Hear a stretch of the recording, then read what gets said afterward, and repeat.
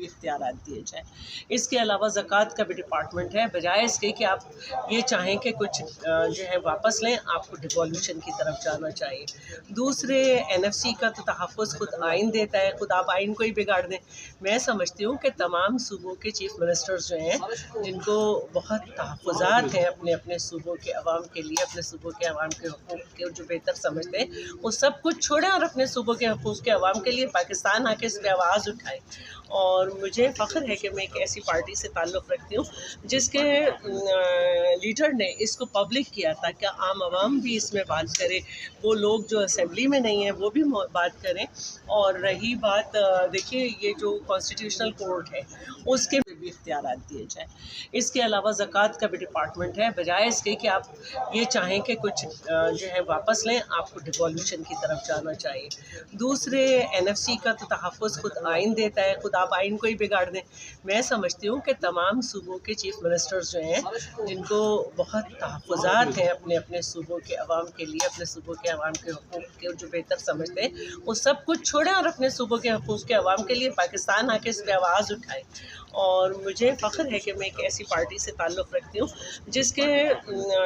Leader نے اس کو public کیا تاکہ عام عوام بھی اس میں بات کرے، وہ لوگ جو اسمبلی میں نہیں ہیں وہ بھی بات کریں۔ اور رہی بات دیکھیے یہ جو کانسٹیٹیوشنل کورٹ ہے اس کے میرے بھی کچھ ذرائع ہیں، جیسے آپ لوگ کیا اس میں مجھے پتہ چلا کہ 7 یا 9 ججز کی بات ہو رہی ہے، انصار عباسی تو 7 کی بات کر رہے ہیں، مجھے پتہ چلا کہ 9 کی ہو رہی ہے بس۔ تو اس میں جس میں جو میری نالج تھی اس میں کچھ سپریم کورٹ کے تھے، کچھ ہائی کورٹ کے ججز تھے، 3 باقی جو تھے وہ 3 ریٹائرڈ جن کا 25 سال کا تجربہ ہو۔ لیکن پیپلز پارٹی اس طرح نہیں چاہتی، پیپلز پارٹی چاہتی ہے کہ چاروں صوبوں کی ریپرزنٹیشن ہو لائک سینٹ، اور جب چاروں صوبوں کے بہترین دماغ ادھر تک پہنچیں گے تو بہترین فیصلے ہوں گے۔ اور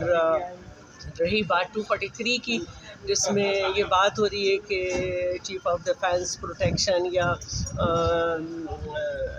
جو بھی اس میں ہو سپورٹ کی ضرورت ہے وہ ہم اس پہ تیار ہیں۔ اور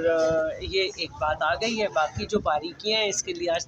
دوبارہ CEC بیٹھ رہی ہے نماز کے بعد، تو آپ کے سامنے اچھا 243 آپ نے کوئی اس بارے میں ریسرچ کیا کیا ہے اور اس میں کیا تبدیلیاں چاہنا ہے؟ 243 جو ہے دیکھیے، ایک تو اس میں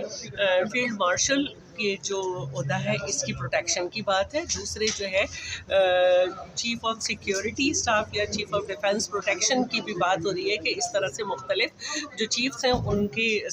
ایک سسٹم بنایا جائے گا، اور اس کے بعد جو ہے اس کو دیکھیں گے۔ تو کیونکہ میرے بھی ذرائع ہیں جیسے آپ کے ذرائع ہیں، تو پارٹی نے اس کی تو دے دی ہے، جب تک کیبنٹ سے پاس نہیں ہوگی، مسودہ پوری طرح باہر نہیں آئے گا، تو باقی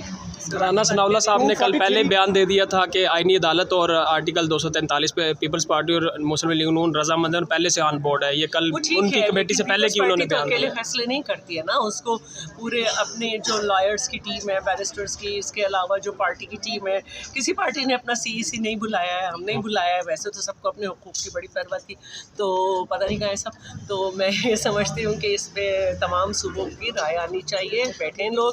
چیف منسٹرز رائے دیں کہ ان کے NFCs جو ہیں ان کو کیسے کوئی